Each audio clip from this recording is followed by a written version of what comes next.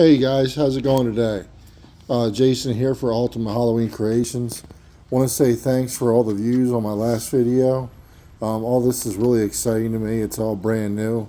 Today we're going to try to paint our severed hand a little bit. Try to make it a little more disgusting. Give it kind of like a little more like edge to it.